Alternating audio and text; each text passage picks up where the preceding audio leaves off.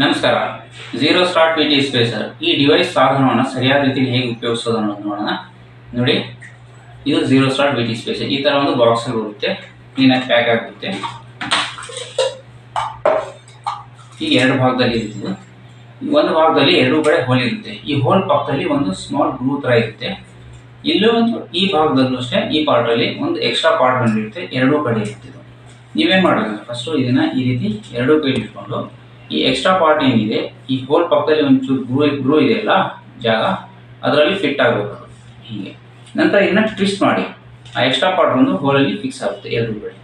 ಮತ್ತೆ remove ತೆಗಿಬೇಕಂದ್ರೆ ಬಿಚ್ಚಬೇಕಂದ್ರೆ reverse twist ಮಾಡಿ ಎಣಿಯೋದು, ಮತ್ತೆ ಫಿಕ್ಸ್ ಮಾಡೋದು ನೋಡಿ, ಈ ಥರ ಫಿಕ್ಸ್ ಮಾಡಿ ಟ್ವಿಸ್ಟ್ ಮಾಡೋದು. ಇದು ಫಿಟ್ ಆಗಿದೆ, ರೆಡಿ ಆಗಿದೆ ಉಪಯೋಗಿಸಿ. ಇದನ್ನು ಹೇಗೆ ಉಪಯೋಗಿಸೋದಂದರೆ, ಇದು ಇನ್ಹೇಲರ್ ಸಾಧನ. ಇದು ಇನ್ಹೇಲರ್ ಮೆಡಿಸನ್. ಡಾಕ್ಟರ್ನಲ್ಲಿ ಇನ್ಹೇಲರ್ ಪ್ರಿಸ್ಕ್ರೈಬ್ ಮಾಡಿರ್ತಾರೆ, ಈ ರೀತಿ ಇರುತ್ತೆ. ಫಸ್ಟ್ ನೀವೇನು ಮಾಡಬೇಕು, ಇನ್ಹೇಲರ್ನ ಚೆನ್ನಾಗಿ ಶೇಪ್ ಮಾಡ್ಕೋಬೇಕು. ನಂತರ ಈ ಕ್ಯಾಪ್ ತೆಗೆದು ಈ ವಿ ಟಿ ಸ್ಪೇಸರ್ ಒಂದು ಭಾಗದಲ್ಲಿ ಹೀಗೆ ಫಿಕ್ಸ್ ಮಾಡಬೇಕು. ನಂತರ ಇನ್ನೊಂದು ಭಾಗದಲ್ಲಿ ಈ ಥರ ಒಂದು ಕ್ಯಾಪ್ ಇರುತ್ತೆ, ಈ ಕ್ಯಾಪ್ನ ರಿಮೂವ್ ಮಾಡಬೇಕು. ರಿಮೂವ್ ಮಾಡಿ ಹಿಂದಕ್ಕೆ ಹಾಕಿ. ಈಗ ಇದು ಇನ್ಹೇಲ್ ಮಾಡಲಿಕ್ಕೆ ರೆಡಿಯಾಗಿದೆ.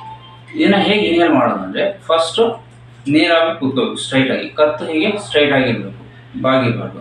ಇದನ್ನು ಒಂದು ಕೈಯಲ್ಲಿ ಹೀಗೆ ಇಟ್ಕೊಂಡು ಕ್ಲೀನಾಗಿ ಬಾಯಿಗೆ ಕಚ್ಕೋಬೇಕು. ಇದನ್ನು ಸೀಲ್ ಮಾಡ್ಕೋಬೇಕು ಈ ಥರ ನೋಡಿ, ಇಲ್ಲೇನು ಲೀಕ್ ಆಗಬಾರ್ದು.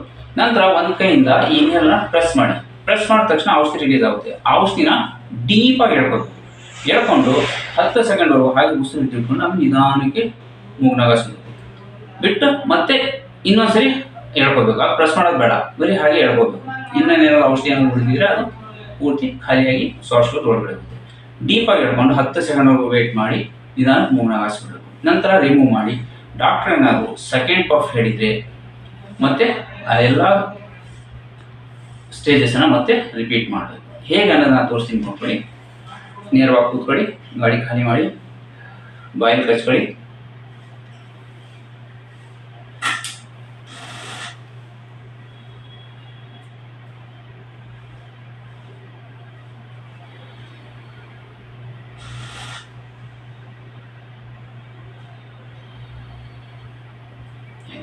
ಒಂದು ಪಫ್ ಆಯಿತು. ಸೆಕೆಂಡ್ ಪಫ್ಗೆ ಮತ್ತೆ ಇದೇ ಥರ ರಿಪೀಟ್ ಮಾಡಬೇಕು.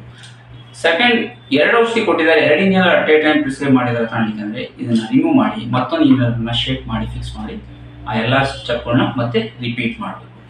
ಅದೆಲ್ಲ ಆಗಿದ ನಂತರ ಈ ಮೌತ್ ಪೀಸ್ ಭಾಗನ ಟಿಶ್ಯೂ ಪೇಪರ್ ಅಥವಾ ಕಾಟನ್ ಬಟ್ಟೆಯಿಂದ ಬರೆಸಿ ಇದನ್ನು ಪ್ಯಾಕ್ ಮಾಡಿ ಹೀಗೆ ಕ್ಲೋಸ್ ಮಾಡಿ ಈ ರೀತಿ ರಿಮೂವ್ ಮಾಡಿ ಪ್ಯಾಕ್ ಮಾಡಿ ಇದೇ ಬಾಕ್ಸಲ್ಲಿ ಇಟ್ಬಿಡ್ಬೇಕು. ಔಷಧಿ ತಾಂಡಿಗೆ ಒಂದು 2 ನಿಮಿಷ ಆದಮೇಲೆ ಬಾಯಿ ನೀರು ಹಾಕಿ ಮುಕ್ಕಳಿಸಿ ಉಳಿಬೇಕು. ನಂತರ ಈ ಸಾಧನವನ್ನು ಈ ವಿ ಟಿ ಸ್ಪೇಸರ್ನ ವಾರಕ್ಕೊಂದ್ಸರಿ ಟ್ಯಾಪ್ ವಾಟ್ರಲ್ಲಿ ಅಂದರೆ ತಣ್ಣೀರಲ್ಲಿ ತೊಳಿಬೇಕು. ಬಿಸಿನೀರು ಹಾಕಂಗಿಲ್ಲ, ಸೋಪ್ ಹಾಕಂಗಿಲ್ಲ, ಬಟ್ಟೆ ಗಿಟ್ಟೆ ಹಾಕಿ ಬಿಡಿಸೋಂಗಿಲ್ಲ. ಜಸ್ಟ್ ನಲ್ಲಿ ನೀರು ಹಿಡಿದು ಕೊಡಿ, ರಾತ್ರಿ ಎಲ್ಲ ಡ್ರೈ ಆಗಿ ಇಟ್ಬಿಡಬೇಕು. ಮತ್ತು ಇದ್ರ ವ್ಯಾಲಿಡಿಟಿ 6 ತಿಂಗಳು. 6 ತಿಂಗಳು ಆದಮೇಲೆ ಈ ಡಿವೈಸ್ನ ಚೇಂಜ್ ಮಾಡಿ ಬೇರೆ ಡಿವೈಸ್ನ ತೊಗೋಬೇಕು.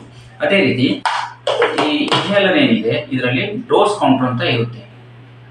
ಅಂದರೆ 120 ಡೋಸ್ ಇರುತ್ತೆ.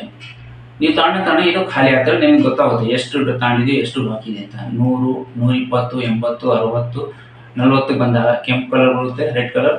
ನಂತರ 20 ಅದಾದಮೇಲೆ 0 ಅಂತಂದ್ರೆ ಆವಾಗ ಇನ್ಹೇಲರ್ ಖಾಲಿ ಆಗಿದೆ ಅಂತ ಅರ್ಥ.